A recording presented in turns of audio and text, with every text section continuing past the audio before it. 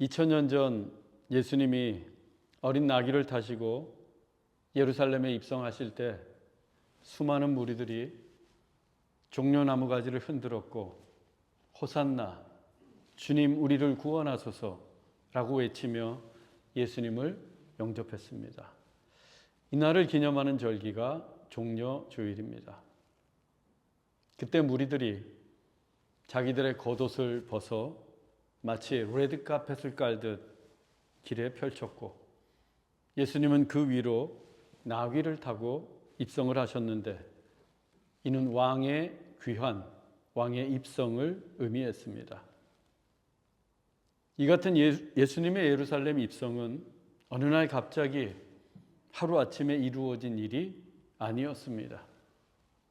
이미 오래전에 예언된 일이었고 그래서 무리들도 그 예언이 무엇을 의미하는지 잘 알고 있었습니다. 스가랴 9장 9절 말씀입니다. 시온에 따라 크게 기뻐할지어다. 예루살렘에 따라 즐거이 부를지어다.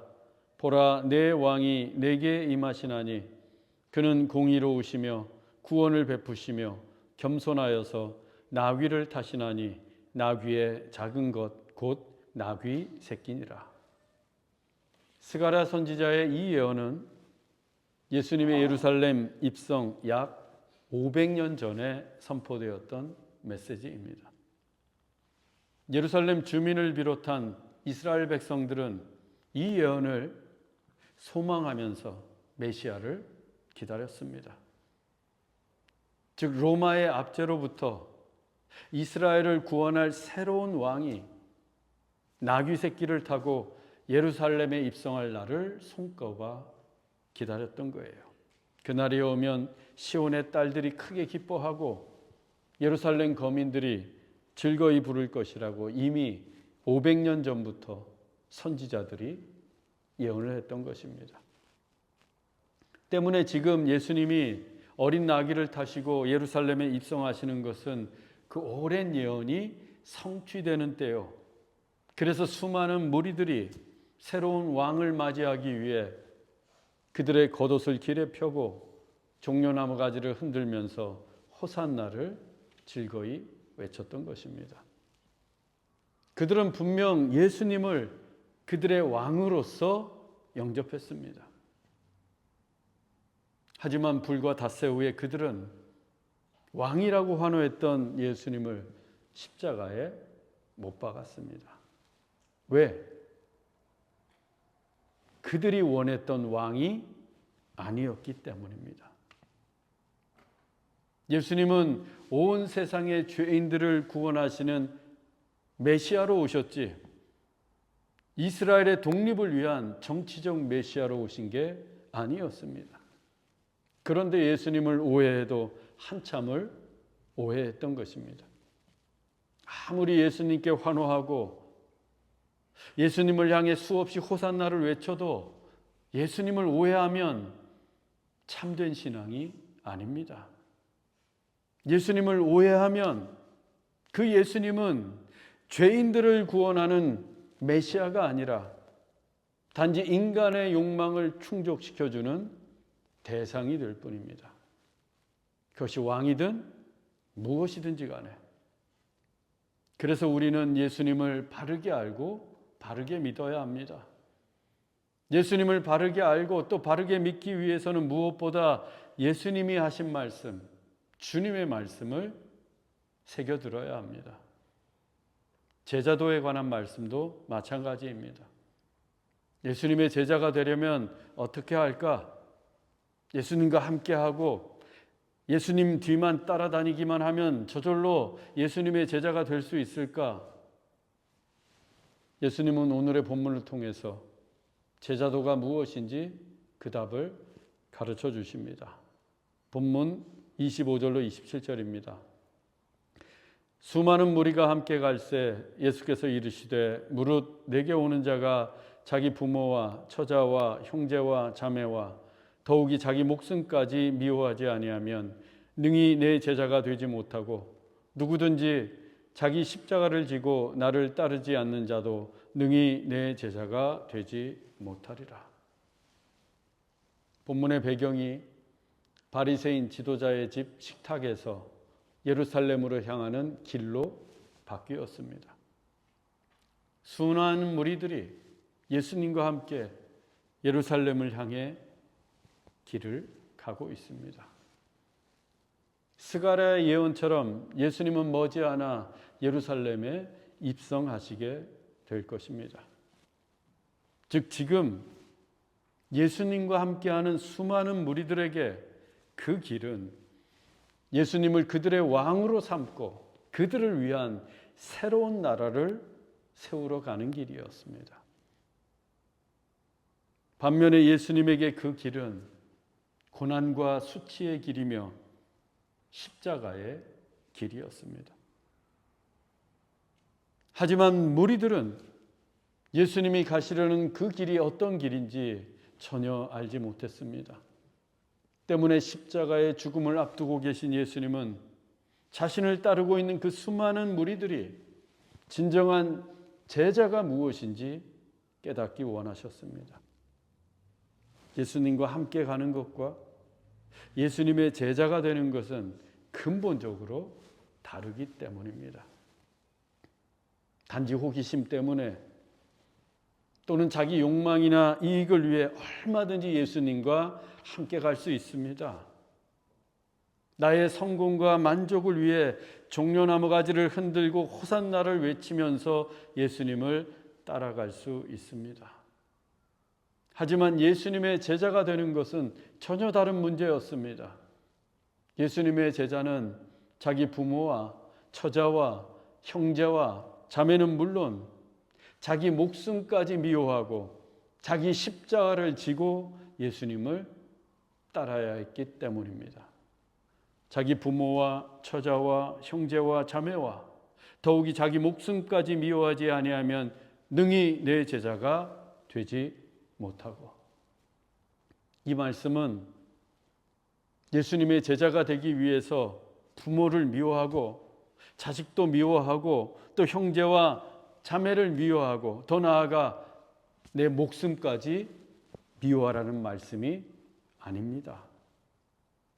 이는 무엇이 더 좋은지 선호도를 강조하는 전형적인 유대식 화법으로 저것보다 이것을 더 사랑하라는 의미입니다.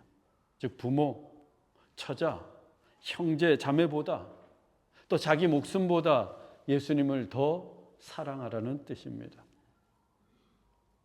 효가 지극한 사람은 부모에 대한 사랑도 극진합니다. 요즘 부모들의 자식 사랑도 대단합니다. 부모를 일찍 여일수록 형제와 자매 간의 사랑은 더욱더 돈독해지기 마련입니다. 또 자기 사랑이 유난히 강한 사람들도 많습니다. 사실 자기 목숨을 사랑하는 것은 인간의 본능이기도 합니다. 이 같은 사랑들은 모두 자연스러운 일이고 아름다운 사랑의 발로입니다. 그 사랑들보다 예수님을 더 사랑하라는 뜻입니다. 예수님을 최고로 사랑하는 뜻입니다. 이 세상 그 누구보다 너 자신보다도 더 예수님을 사랑하라는 말씀입니다. 예수님의 제자가 된다는 것은 이처럼 급진적이고 극단적입니다. 거기에는 타협이나 적당히가 없습니다. 대충이 없어요.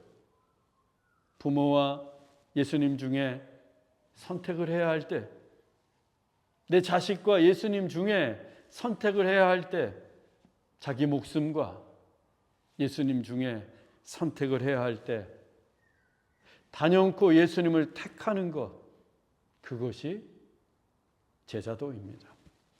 그리고 그때에만 자기 십자가를 지고서 예수님을 따를 수 있습니다. 누구든지 자기 십자가를 지고 나를 따르지 않는 자도 능히 내 제자가 되지 못하리라. 자기 십자가를 지지 않고는 누구도 예수님의 제자가 될 수 없습니다. 그런데 십자가의 길이 무엇입니까? 죽음의 길입니다. 고난당하고 수치당하고 피 흘리고 못 박히는 길입니다. 그러다 끝내 죽어야 하는 길이 십자가의 길입니다. 죽도록 충성하라. 이 말씀도 죽을 힘을 다해서 충성하라는 뜻이 아니라 충성하다가 죽으라는 뜻입니다. 충성하다가 죽으라. 충성의 끝이 죽음입니다. 예수님의 제자는 자기 목숨보다 예수님을 더 사랑하기 때문에 예수님께 충성하다가 죽을 수 있습니다. 그게 바로 순교입니다. 이처럼 자기 목숨보다 예수님을 더 사랑하지 않으면 결코 갈 수 없는 길이 십자가의 길입니다. 예수님의 12 제자들을 보십시오.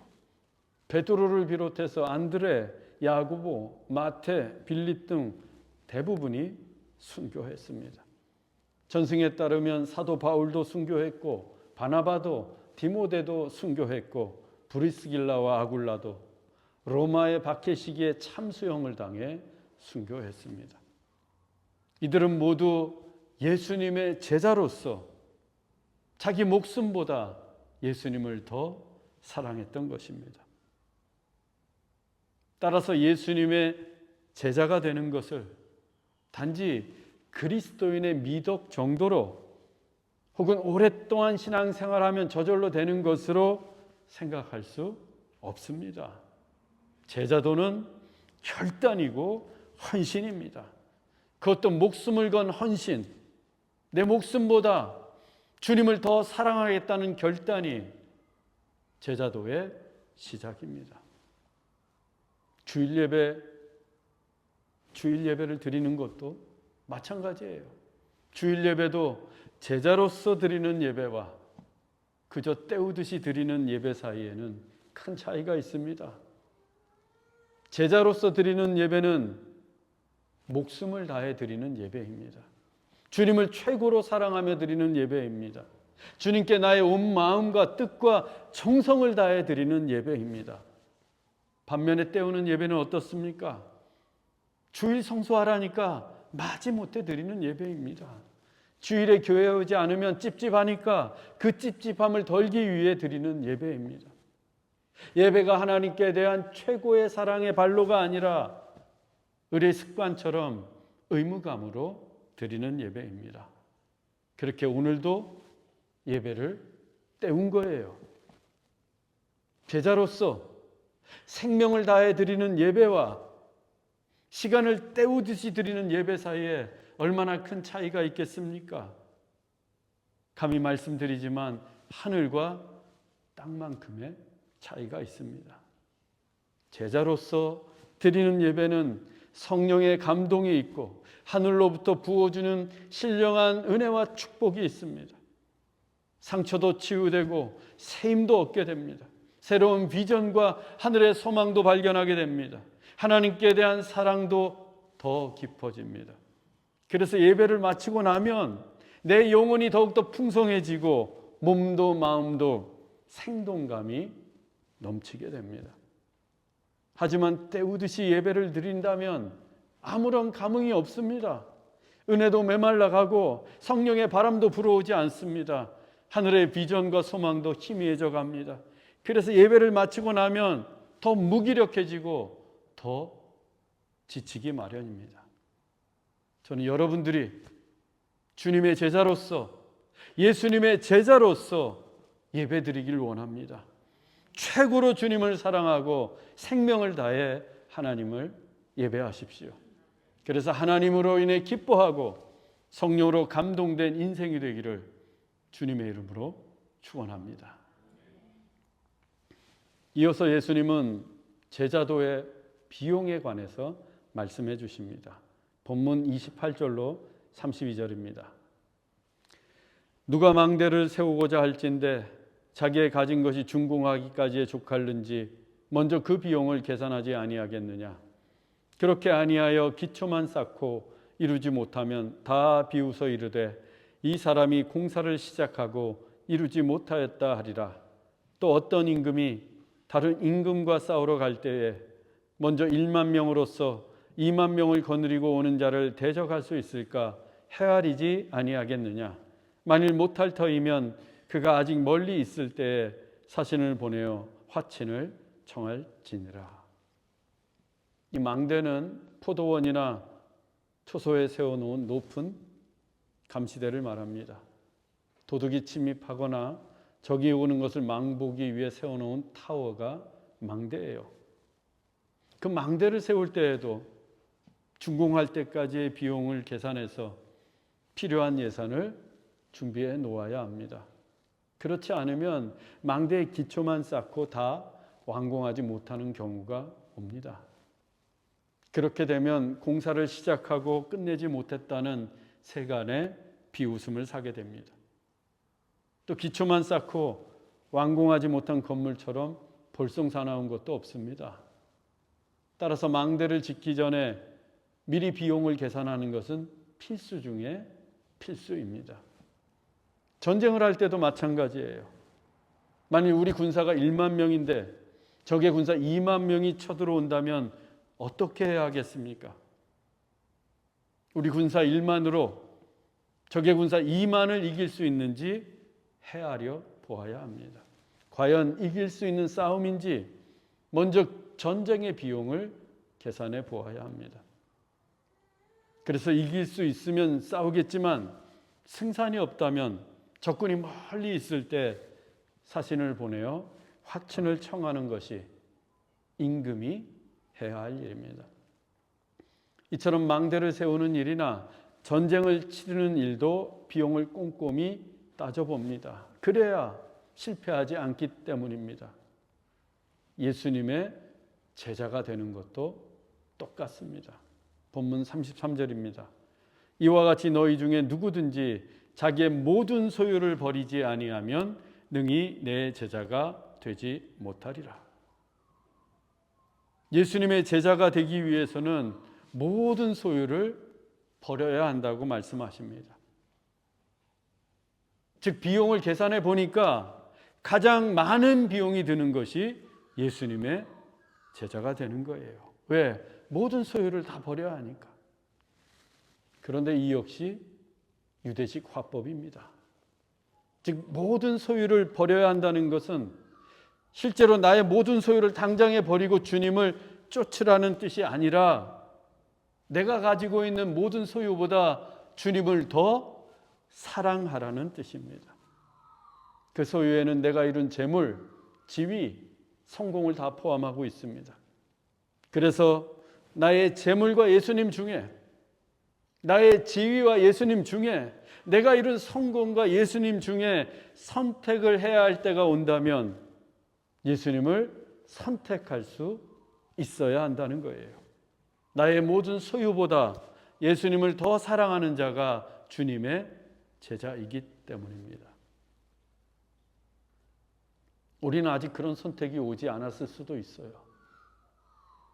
그러나 성경을 보면 실제로 그런 선택의 순간이 올 때가 있습니다. 마태복음 4장 19절에서 22절입니다. 나를 따라오라. 내가 너희를 사람을 낚는 어부가 되게 하리라 하시니 그들이 곧 그물을 버려두고 예수를 따르니라. 거기서 더 가시다가 야고보와 그의 형제 요한이 배에서 그물 깁는 것을 보시고 부르시니 그들이 곧 배와 아버지를 버려두고 예수를 따르니라. 또 마가복음 2장 14절입니다. 또 지나가시다가 레위가 세관에 앉아 있는 걸 보시고 이르시되 나를 따르라 하시니 일어나 따르니라. 예수님이 그물을 손에 쥐고 있던 베드로와 안드레에게 말씀하셨습니다. 나를 따라오라. 내가 너희를 사람을 낚는 어부가 되게 하리라. 어부였던 베드로와 안드레에게 그물은 생계를 위한 유일한 수단이었습니다. 다시 말해 그들의 삶을 지탱해주는 전부가 그물이었어요. 그런데 예수님이 나를 따라오라고 하십니다. 내 제자가 되라는 말씀이었습니다. 베드로와 안드레는 그물을 택할 것인가? 예수님을 택할 것인가? 선택의 기로에 섰습니다. 그물과 예수님 중에 선택을 해야만 합니다. 그때 그들은 예수님을 택했습니다. 곧 그물을 버려두고 예수를 따르니라. 그물을 버리고 예수님을 따랐습니다. 예수님은 거기서 더 가시다가 배에서 아버지와 함께 그물을 깁고 있던 야고보와 요한을 보셨고 그들도 제자로 부르셨습니다. 배는 어부의 전 재산, 곧 소유의 모든 것입니다. 아버지는 인간관계의 근원입니다. 야고보와 요한은 배와 예수님 중에 또 아버지와 예수님 중에 선택해야 합니다. 그때 그들도 예수님을 선택했습니다. 그들이 곧 배와 아버지를 버려두고 예수를 따릅니다. 예수님은 또 지나가시다가 세관에 앉아있는 레위를 보시고는 나를 따르라 라고 하셨습니다. 이 레위가 우리가 잘 아는 마태입니다. 레위는 히브리식 이름이고 마태는 헬라식 이름입니다. 세리였던 마태에게 세관은 그의 일터였고 그를 부욕해 주던 근거지였습니다.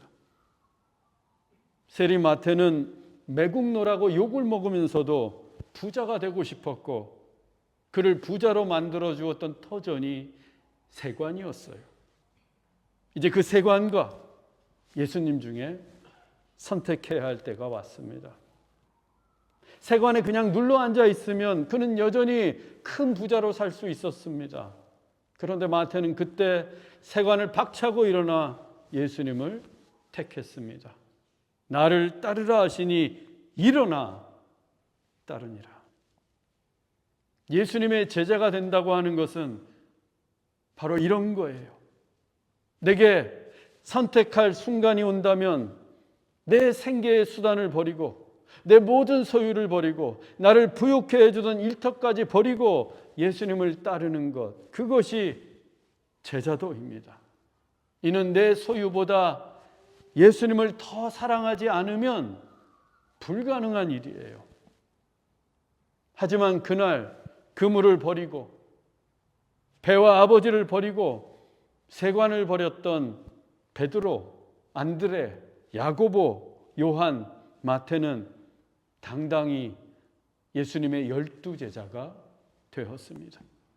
또 그날 자기의 모든 소유보다 예수님을 더 사랑하기로 결단했던 그들은 초대교회의 기둥 같은 12사도가 되었습니다. 그들이 기도하면 병이 낫고 귀신이 물러갔습니다. 심지어 베드로의 그림자만 닿아도 병이 나을 정도였어요. 그들이 설교하면 수천 명이 회심을 하고 교회로 몰려들었습니다. 또 그들이 함께 모여 예배했던 다락방은 최초의 교회인 초대교회가 되었고 그들이 썼던 편지와 문서들은 베드로전서, 베드로후서, 요한복음, 요한일서, 요한이서, 요한삼서, 요한계시록 그리고 마태복음 등 하나님의 말씀인 성경이 되었습니다. 그들의 믿음의 고백은 사도신경이 되었고 그들의 삶을 기록했던 사도행전 역시 성경이 되었습니다. 자기 소유보다 예수님을 더 사랑했던 그들의 삶이 하나님의 말씀이 되었던 것입니다. 그뿐만이 아닙니다. 베드로는 자기에게 잘못한 사람을 70번씩 7번이라도 용서하려고 했고 마태의 식탁에는 언제나 세리와 죄인들로 붐볐습니다.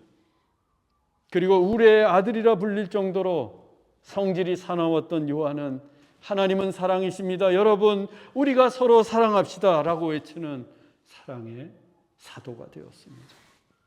그들의 인격까지도 달라졌던 겁니다. 꼿꼿한 자존심도 마음의 상처도 타고난 성질까지도 다 주를 위해 버렸기 때문입니다. 물론 그들은 자기 목숨도 버리면서 주님을 따랐습니다. 베드로는 십자가에 거꾸로 매달린 채로, 안드레는 X자형 십자가에 못 박혔고 야고보와 마태는 참수형을 당해 순교했으며 요한은 반모섬에 유배를 당했습니다. 그들은 죽도록 충성했고 삶의 마지막 순간까지도 예수님의 제자로 살다가 갔습니다. 예수님은 오늘 우리에게도 말씀하십니다. 자기 목숨까지 미워하지 아니하면 능히 내 제자가 되지 못하리라. 누구든지 자기 십자가를 지고 나를 따르지 않는 자도 능히 내 제자가 되지 못하리라. 누구든지 자기의 모든 소유를 버리지 아니하면 능히 내 제자가 되지 못하리라. 사랑하는 형제자매 여러분, 주님은 우리가 당신의 제자가 되기를 원하십니다. 예수님을 최고로 사랑하십시오. 이 세상 누구보다, 이 세상 무엇보다, 그리고 우리의 목숨보다 예수님을 더 사랑하십시다. 그래서 우리의 믿음의 고백도 사도신경이 되고 우리의 삶도 하나님의 말씀이 되며 우리의 인격까지도 날로 새로워지기를 원합니다. 그렇게 우리의 호흡이 다하는 날까지 일평생 주님의 제자로 살다가 갈 수 있기를 주 예수 그리스도의 이름으로 축원합니다. 기도하겠습니다. 사랑의 하나님, 우리도 주님께 합당한 제자가 되기를 원합니다. 자기 목숨까지 미워하며 자기 십자가를 지고 우리의 모든 소유를 버리고 주님을